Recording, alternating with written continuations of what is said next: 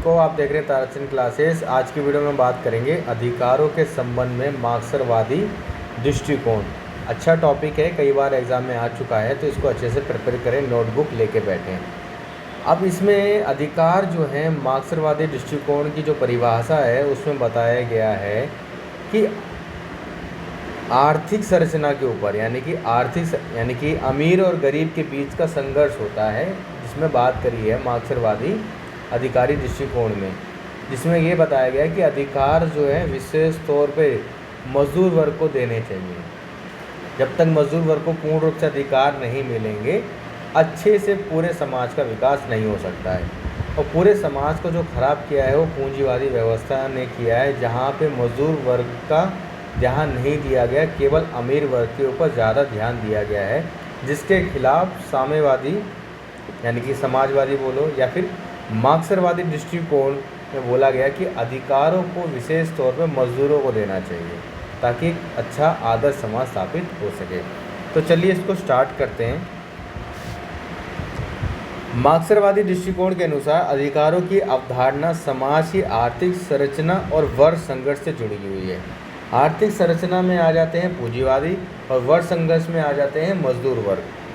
मार्क्सवाद एक ऐसा विचार है जो समाज को अमीर और गरीब के बीच के संघर्ष के रूप में देखता है। मार्क्स का मानना था कि अधिकारों की वर्तमान व्यवस्था में असली शक्ति पूंजीपति वर्ग के पास होती है, जबकि श्रमिक वर्ग का क्या होता है, सिर्फ शोषण होता है, उनको अधिकार का पूरा लाभ नहीं मिल पाता। ठीक है, अब कुछ आधार बताएं। अधिकारों का वर्गीकरण, क्लासिफिकेशन किस तरीके से हुआ है। अधिकार केवल शासक वर्ग के पास हैं, मतलब इन्होंने ये बताया कि मार्क्सवादी दृष्टिकोण बता रहा है पहले अधिकार किसके पास थे, लेकिन मार्क्सवाद आने के बाद अधिकार में किस चीज़ों की, किस वर्ग की ज़्यादा बात करी गई है मार्क्सवादी आधिकारिक दृष्टिकोण में, अधिकार के दृष्टिकोण में। पहले क्या था, अधिकार केवल शासक वर्ग के पास थे, यानी कि जो बड़े लोग थे, अमीर वर्ग थे, उन्हीं के पास, यानी पूंजीपतियों के पास थे। अधिकार की पूंजीवादी सीमाएं, लोकतंत्र में दिखावटी समानता होती है, लेकिन असली ताकत तो अमीरों के पास होती है। आज भी देख लो, बड़े बड़े जो उद्योगपति होते हैं, कहीं ना कहीं वो थोड़ा बहुत तो गवर्नमेंट की पॉलिसी को इफेक्ट कहीं देते हैं कि बड़े उद्योगपति क्या चाहते हैं, उन हिसाब से थोड़ा बहुत तो गवर्नमेंट की पॉलिसी में क्या हो जाता है, बदलाव हो जाता है, और आम जनता जो गरीब वर्ग है, मजदूर वर्ग है, उनको ले दे के वो चीज़ें माननी पड़ती हैं। अभी ये सारी बातें भी बताई जाएगी, जैसे जैसे पढ़ते जाएंगे सारे पॉइंट्स आएंगे। राज्य और कानून का पूंजीवाद से संबंध। राज्य और कानून पूंजीपतियों की रक्षा करते हैं, ना कि गरीबों की। आज भी देख लो, न्यायालय में न्याय के लिए जाओगे ना, तो अमीर व्यक्ति के साथ अलग तरह का व्यवहार होता है, एक गरीब व्यक्ति के साथ अलग तरह का व्यवहार होता है, जिसको समाप्त करना बहुत ही ज़्यादा क्या है, ज़रूरी है। वास्तविक स्वतंत्रता समाजवाद में ही क्या है, संभव है।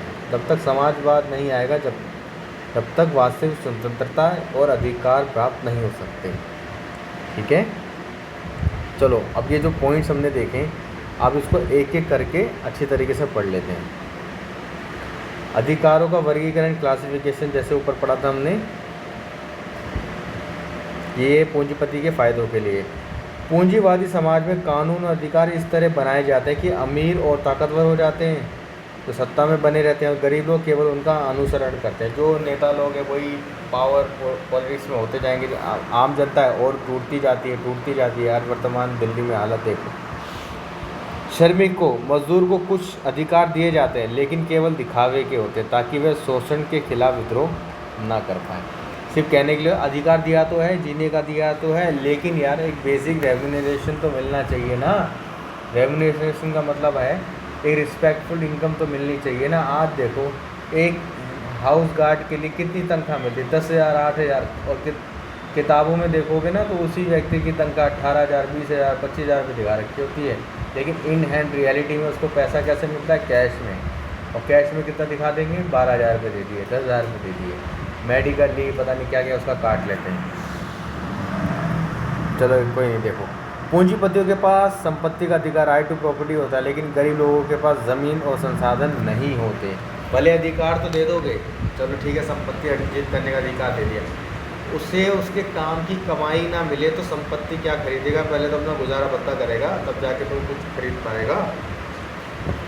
श्रमिकों को काम करने की स्वतंत्रता दी जाती है, लेकिन पूंजीपति ये तय करते हैं कि उन्हें कितना मजदूरी मिलेगी। समझ रहे हो? यहीं पे रियलिटी होगी। यहाँ पे पूरा तय कर दे कि मजदूर तय कर ले भाई उसे क्या काम करना है, लेकिन पैसे देने वाले उद्योगपति तो बताएंगे अब तो इतना पैसे देंगे।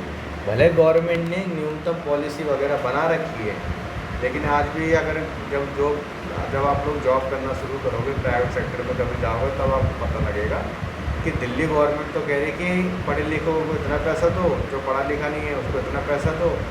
ठीक है, मतलब न्यूनतम सैलरी आपको पता चल जाएगी, लेकिन रियलिटी में दे कितना रहे फिर आपका दिमाग खराब हो जाए। इसलिए मार्क्सवादी विचारधारा के अनुसार अधिकार सभी को समान रूप से नहीं दिए जाते हैं, बल्कि उनका वितरण संघर्ष क्लास पर निर्भर होता है। मतलब वर्ग संघर्ष पे हो जाता है। वो मजदूर पहले अपना पेट देखेगा, फिर घर के बारे में सोचेगा, लेकिन पैसा ही इतना कम मिलता है कि घर तो बन ही नहीं पाते, सिर्फ पेट चल रहा होता है। अधिकारों की पूंजीवादी सीमाएं।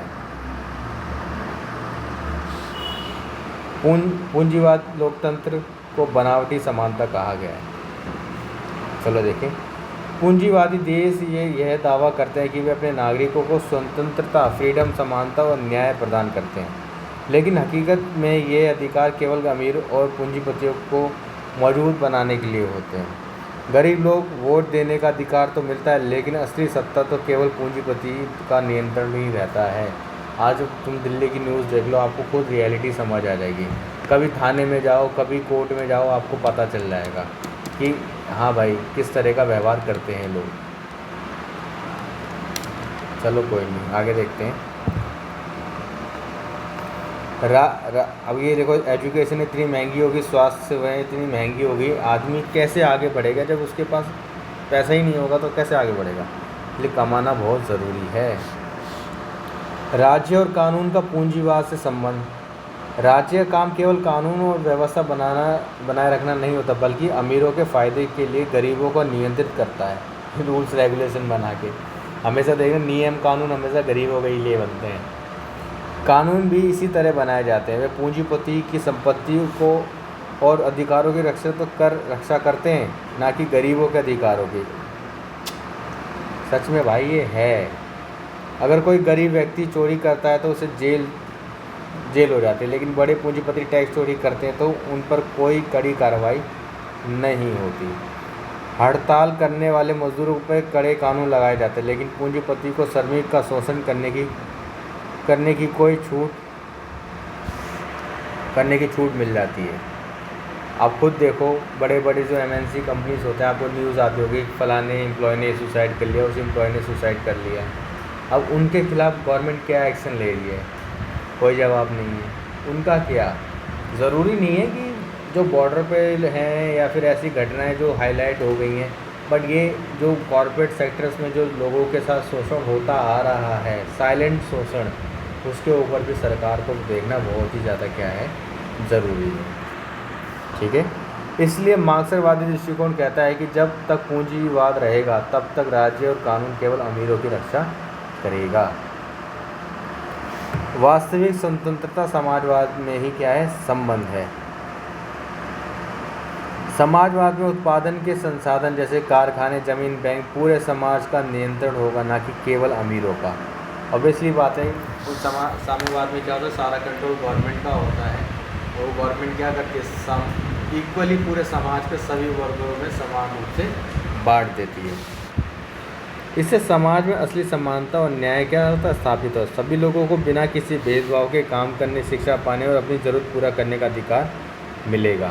उदाहरण, समाजवादी देशों में शिक्षा, स्वास्थ्य सुविधा सभी के लिए मुफ्त होती हैं, ताकि कोई भी गरीब उस शिक्षा से वंचित ना हो। श्रमिकों को मजदूरी, अवकाश, सामाजिक सुरक्षा के समान अधिकार दिए जाते हैं। ठीक है, आज प्राइवेट सेक्टर में बहुत कम कंपनियाँ होती हैं जहाँ पे वो कहने के लिए होता है कि 2-2 लीव दे देंगे, पेड लीव दे देंगे, ठीक है, पैसा नहीं काटेंगे। बहुत तेज़ होते हैं, कहीं ना कहीं से कुछ ना कुछ करके ताम झाम लगा के पैसा काट देते हैं। अरे दिवाली तक की छुट्टी का पैसा काट लेते हैं। दिवाली, होली, रक्षाबंधन, ये सब त्योहारों का पैसा काट लेते हैं, तो गलत बात है। आइए चलो इसकी आलोचना पढ़ लेते हैं। जब आप जॉब करोगे तब आपको रियलाइज़ होगा, इसलिए हम तो आपको यही कहेंगे, एक अच्छी स्किल सीख लो जो आपके काम आए, जो आपके पैसा कमाने में मदद करे, या कोई ऐसी हॉबी है जो आपको अच्छी लगती है उसमें ही अपना पैशन ढूंढने की कोशिश करो ताकि उसमें मज़ा आने लग जाए। ठीक है, चलो कोई नहीं, आगे देखते हैं। लोकतंत्र और स्वतंत्रता की उपेक्षा, यानी कि उसको इग्नोर करता है। मार्क्सवाद व्यक्तिगत स्वतंत्रता और लोकतांत्रिक अधिकारों को कम महत्व देता है। उदाहरण के लिए सोवियत संघ में स्टालिन के शासन के दौरान सरकार की आलोचना करने वाले सभी लोगों को जेल में डाल दिया गया था। थोड़ी तो है। अधिकार केवल वर्ग संघर्ष से जुड़े नहीं होते। मार्क्सवाद अधिकारों को आर्थिक असमानता से जोड़ता है, लेकिन जाति, लिंग, नस्ल, धर्म, ये जो कारण है जिसकी वजह से समाज अस्थिरता हो जाता है, इसके ऊपर भी ध्यान देना ज़रूरी है। उदाहरण के लिए महिला अधिकार आंदोलन केवल आर्थिक समानता की मांग नहीं करता बल्कि सामाजिक समानता पे ही जोर देता है। ऑब्वियसली बात है। पूंजीवाद लोकतंत्र में भी अधिकारों की सुरक्षा होती है। आज के लोकतांत्रिक देशों में श्रमिकों और गरीबों के लिए सामाजिक सुरक्षा, शिक्षा, स्वास्थ्य जैसी योजनाएं उपलब्ध हैं, लेकिन वहाँ नहीं है। अधिकार केवल राज्य द्वारा नहीं दिए जाते। संयुक्त राष्ट्र ने मानवाधिकारों की सार्वभौमिक घोषणा की है कि जो किसी सरकार पर निर्भर नहीं है। किसी की सरकार हो या ना हो, ह्यूमन राइट्स हमेशा क्या रहेगा, एक्टिव रहेगा। जैसे किसी देश में सरकार की सुविधा नहीं पहुंच पा रही है तो वहाँ पे ह्यूमन राइट्स वाले पहुंच जाते हैं सुविधा देने के लिए, समझ रहे हो। समाजवादी शासन में अधिकारों का हनन हुआ है। सोवियत संघ और चीन में लोगों की स्वतंत्रता पर गंभीर प्रतिबंध लगाए गए, जैसे मीडिया एक्ट यानी ट्विटर एक्ट वगैरह ये होता है उससे बैन कर दिया था, ये यूज़ नहीं करोगे तो क्या फ़ायदा। अधिकार केवल आर्थिक पहलू तक सीमित नहीं होते बल्कि लोकतंत्र, स्वतंत्रता और सामाजिक न्याय, ये सारी चीज़ें भी क्या होती है, इंपॉर्टेंट होती है। अगर एक ही सरकार होगी, सब कुछ कंट्रोल एक के पास होगा तो वो तानाशाही तो हो जाएगी, उसके कर्मचारी भी क्या हो जाएंगे, भ्रष्टाचारी हो जाएंगे। और निष्कर्ष भी वही है, आप इसको आराम से पढ़ सकते हो, कोई दिक्कत नहीं है। इसे मार्क्सवादी कहते हैं, जब तक पूंजीपति रहेगा जब तक समाज अच्छा स्थापित नहीं होगा। यानी कि जब तक समाज में वर्ग संघर्ष रहेगा, यानी अमीर गरीब का अंतर रहेगा, तब तक अधिकारों में असमानता बनी रहेगी।